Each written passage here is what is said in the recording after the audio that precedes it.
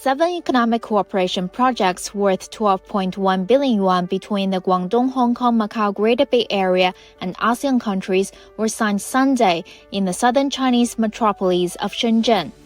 The signing was completed during the 2023 ASEAN-China Greater Bay Economic Cooperation Qianhai Forum that ran from July the 29th to 30th, which covered industrial park construction, digital economy, and agricultural cooperation.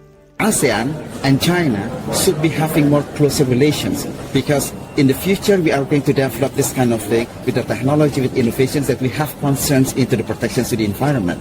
And China, if it is compared with ASEAN countries, it is still China having more advanced technology. And you know that other countries, they are not willing to share this technology to the ASEAN countries. But we see a good willingness coming from China to share this technology to our countries. So I have very great expectations for the future cooperation between China and ASEAN countries. 我相信两个区域的合作会越来越快速，越来越高效。